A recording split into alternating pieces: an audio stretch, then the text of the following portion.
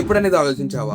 ఇవాళ నువ్వు హాబీగా చేస్తున్న ఒక చిన్న పని నీ ఫ్యూచర్ లో అదొక ఇన్కమ్ సోర్స్ అవుతుందని. కానీ ఆ ఒక్క హాబీ నీ ఫస్ట్ ఇన్కమ్ కి రీజన్ అయితే, ఎవరో నిన్ను నీ చార్జెస్ ఎంత అని అడిగితే, కానీ కొన్ని ఇయర్స్ ముందు ఎవరో నన్ను ఈ క్వశ్చన్ అడుగుతారని నేను అస్సలు ఎక్స్పెక్ట్ చేయలేదు. అప్పుడు నేను ఫ్రీలాన్సర్ కాదు, ఆయన ప్రొఫెషనల్ వీడియో ఎడిటర్ అస్సలు కాదు. నేను ఒక నార్మల్ స్కూల్ స్టూడెంట్ మాత్రమే. కానీ ఆ ఒక్క డెసిషన్ నా లైఫ్ లో పార్ట్ అవుతుందని నేను అస్సలు అనుకోలేదు. ఈ రోజు నా ఫస్ట్ ఫ్రీలాన్సింగ్ క్లయింట్ ఎలా వచ్చాడు, అండ్ నా ఫస్ట్ ఎర్నింగ్ ఎంత, అండ్ ఆ ఒక్క క్లయింట్ నా కంప్లీట్ మైండ్ సెట్ ని ఎలా మార్చేసిందో ఈ వీడియోలో కంప్లీట్ గా చెప్పబోతున్నా. అండ్ ట్రస్ట్ మీ, ఈ స్టోరీ మీరు అనుకున్నట్టు అస్సలు ఉండదు. అండ్ ఈ జర్నీ చూడడం వల్ల నా లెర్నింగ్స్, నా మిస్టేక్స్ అన్ని తెలుసుకొని మీరు కూడా జాగ్రత్త పడొచ్చు. అండ్ మీరు కూడా మీ ఫస్ట్ ఫ్రీలాన్సింగ్ క్లయింట్ ని క్లోజ్ చేయడానికి చాలా ఉపయోగపడుతుంది. కొన్ని ఇయర్స్ ముందుకు వెళ్తే నేను అప్పుడు 9th క్లాస్ చదువుతున్నాను. ఆ టైంలో మనీ గురించి ఆలోచన లేదు, అండ్ ఫ్రీలాన్సింగ్ అంటే ఏంటో తెలియదు. వీడియో ఎడిటర్ అవ్వాలని ఒక డ్రీమ్ కూడా లేదు. బట్ నాకు వీడియోస్ ఎడిట్ చేయడం అంటే ఎంజాయ్ అనిపించేది. మొబైల్ లో క్యాప్కట్ డౌన్లోడ్ చేసి చిన్న చిన్న మూవీ షార్ట్స్ తీసుకొని ఎడిట్ చేసేవాడిని. ప్రొఫెషనల్ కాదు, just normal translations and effects పెట్టేవాడిని. ఆ వీడియోస్ ని ఇన్స్టాగ్రామ్ లో అప్లోడ్ చేసేవాడిని. నిజం చెప్తున్నా, ఆ వీడియోస్ అంతా ఎక్స్ట్రాడినరీగా ఉండేవి కూడా కాదు, కానీ నేను ఎడిటింగ్ చేస్తున్నప్పుడు ఎంజాయ్ చేసేవాడిని.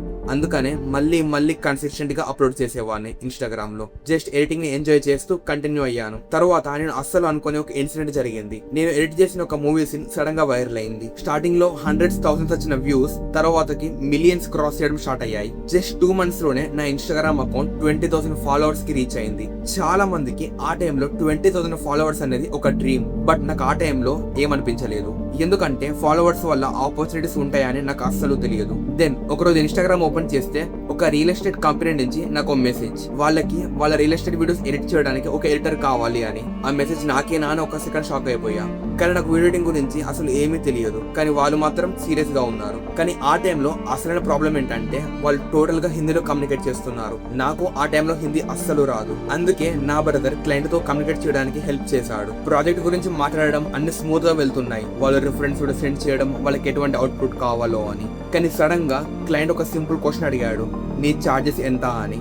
నిజం చెప్పాలి అంటే ఆ టైంలో నా హార్ట్ బీట్ పెరిగిపోయింది. ఎందుకంటే అట్ ది ఏజ్ ఆఫ్ 17 నేను 9th క్లాస్ లో ఉన్నప్పుడు అటువంటి ఒక ఆపర్చునిటీ రావడం అనేది అసలు నేను ఎక్స్పెక్ట్ కూడా చేయలేదు. అండ్ ఆ ఒక్క సెకండ్ నేను ఏం మాట్లాడాలో నాకు ఏం అర్థం అవ్వలేదు. అండ్ నా హార్ట్ బీట్ పెరిగిపోవడానికి ఇంకో రీజన్ ఏంటంటే, నీ చార్జెస్ ఎంత అని నా లైఫ్ లో ఇంతవరకు ఎవరు అడగలేదు. నేను ఫ్రీలాన్సర్ ని కాదు, అండ్ ఎడిటర్ ని కూడా అస్సలు కాదు. నేను జస్ట్ ఫన్ కోసం ఎడిట్ చేసే ఒక నార్మల్ స్టూడెంట్ ని. కాబట్టి మేము క్లయింట్ కి నిజం చెప్పేసాము, మాకు ఎక్స్పీరియన్స్ లేదు, ఇది మా ఫస్ట్ ప్రాజెక్ట్ అని. అప్పుడు క్లయింట్ నవ్వుతూ, మా ప్రీవియస్ ఎడిటర్ కి మేము పర్ వీడియోకి 200 ఇచ్చే వాళ్ళం, నీకు కూడా అంతే ఇస్తాము అని. దెన్ మేము ఒక్క సెకండ్ ఆలోచించకుండా ఒప్పుకున్నాం. ఆ రోజు ఆ ఒక్క డిసిషన్ తీసుకోవడం వల్ల నా లైఫ్ లో ఒక పార్ట్ యాడ్ అవుతుందని నేను అస్సలు ఎక్స్పెక్ట్ చేయలేదు. ఆ ప్రాజెక్ట్ ని నేను ఫుల్ ఫోకస్ తో స్టార్ట్ చేసా.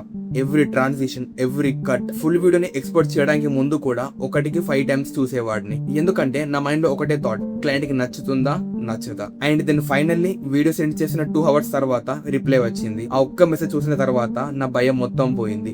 క్లయింట్ కి వీడియో బాగా నచ్చింది. అండ్ ఫ్యూ అవర్స్ తర్వాత నాకు 200 పే చేశాడు. అండ్ ఆ హ్యాపీనెస్ ని నేను నా మాటలో చెప్పలేను. ఆ నెక్స్ట్ సెకండ్ దగ్గర ఉన్న షాప్ కి వెళ్లి 200 ఫోన్ పే చేసి హ్యాండ్ క్యాష్ తెచ్చుకున్నా. అండ్ ఇంటికి వచ్చి మా పేరెంట్స్ కి చూపెట్టి చాలా హ్యాపీగా ఫీల్ అయిపోయాను. 200 అనేది చాలా చిన్న అమౌంట్, బట్ ఆ టైంలో నా ఫస్ట్ ఎడిటింగ్, నా ఫస్ట్ ప్రాజెక్ట్, నా ఫస్ట్ పేమెంట్ చూడగానే చాలా హ్యాపీ ఫీల్ అయిపోయాను. ఇన్ఫాక్ట్ ఆ వీడియోకి ఇప్పుడు 5,000 చార్జ్ చేసినా ఆ హ్యాపీనెస్ మళ్ళీ రాదు. ఆ రోజు తర్వాత ఎడిటింగ్ ఒక హాబీలా కాకుండా సీరియస్ గా తీసుకున్నా. ఆ నెక్స్ట్ డే ఇన్స్టాగ్రామ్ లో డిఫరెంట్ పీపుల్ కి మెసేజ్ చేయడం స్టార్ట్ చేసా, ఎడిటింగ్ ప్రొవైడ్ చేస్తాను అని. అలా స్టార్ట్ అయిన ఒక జర్నీ. స్టార్టింగ్ లో ఒక్క షార్ట్ ఫామ్ వీడియోకి 50 to 60 రూపీస్ తీసుకునే వాడిని. రైట్ నౌ అదే 30 seconds వీడియోకి 700 to 1200 రూపీస్ చార్జ్ చేస్తున్నా. ఆ ఫస్ట్ 200 రూపీస్ ప్రాజెక్ట్ చేస్తున్నప్పుడు ఇది ఎవరన్నా చెప్పుంటే నేను అస్సలు నమ్మేవాడని కాదు. కానీ లైఫ్ లో కొన్నిసార్లు మనం ఎక్స్పెక్ట్ చేయని వేస్ లో కూడా మనం వెళ్తాం. కానీ ఇక్కడ మాట్లాడని ఒక రియాలిటీ ఉంది. People success, money, clients, payments ని మాత్రమే చూస్తారు. కానీ దాని వెనుకున్న stress, sleepless nights, self doubts, rejections అన్ని ఎవ్వరూ చూడరు. నా ఫ్రీలాన్సింగ్ జర్నీలో చాలా మంది క్లయింట్స్ అమేజింగ్ గా ఉన్నారు, కానీ అందరూ అలానే లేరు. కొంతమంది క్లయింట్స్ వర్క్ చేపించుకున్న తర్వాత కూడా నా నెంబర్ బ్లాక్ చేశారు. రేపే పేమెంట్ చేస్తా అని వీక్స్, మంత్స్ పాటు తిప్పించుకునే వాళ్ళు. కానీ ఇది నాకు చాలా పెయిన్ఫుల్ గా ఉంటుంది. బికాస్ నాకు మనీ రానందుకు కాదు, నా టైం, నా ఎఫర్ట్స్ అండ్ నా ఎనర్జీ స్పెండ్ చేసినందుకు. ఎందుకంటే మళ్ళీ ఇవి ఎప్పటికీ వెనుకకి రావు కాబట్టి. కానీ ఆ ఎక్స్పీరియన్స్ నా లైఫ్ లో చాలా ఇంపార్టెంట్ లెసన్స్ నేర్పించాయి. నా బిగ్గెస్ట్ లెసన్ ఏంటంటే ఫ్రీలాన్సింగ్ అంటే ఒక స్కిల్ కాదు, ఫ్రీలాన్సింగ్ అంటే పీపుల్. ఎస్, చాలా మంది బిగినర్స్ ఫ్రీలాన్సింగ్ అంటే టెక్నికల్ స్కిల్స్ మాత్రమే అనుకుంటారు, కానీ అది కంప్లీట్ గా రాంగ్. టెక్నికల్ స్కిల్స్ అనేవి ఈ గేమ్ లో ఒక చిన్న పార్ట్ మాత్రమే.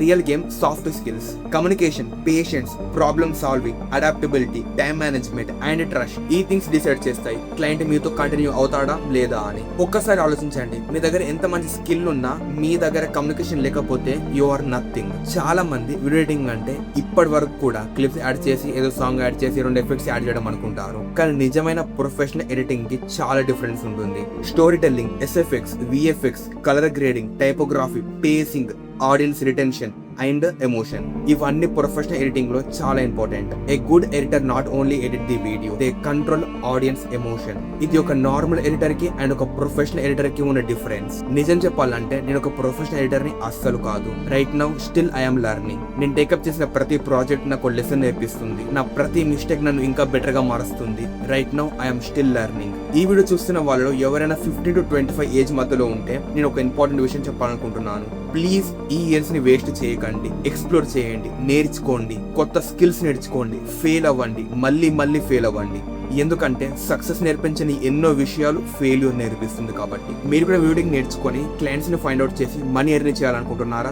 మీరు కూడా ఫ్రీలాన్సింగ్ చేస్తూ మనీ ఎర్న్ చేయాలనుకుంటే జస్ట్ కమెంట్స్ లో వీడియో ఎడిటింగ్ అని టైప్ చేయండి. చాలా మందికి ఇంట్రెస్ట్ ఉంటే నా నెక్స్ట్ వీడియో నేను complete step by step video చేస్తాను. అండ్ ఐఎమ్ ఈశ్వర్ కేసా.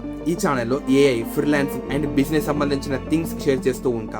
మీరు ఈ డిజిటల్ వరల్డ్ లో గ్రో అవ్వడానికి ప్రాక్టికల్ లెసన్స్ మీకు షేర్ చేస్తూ ఉంటా. ఈ వీడియోని ఇక్కడ చూసినందుకు చాలా thanks. See you in the next video. Keep learning and keep growing and never stop believing in yourself.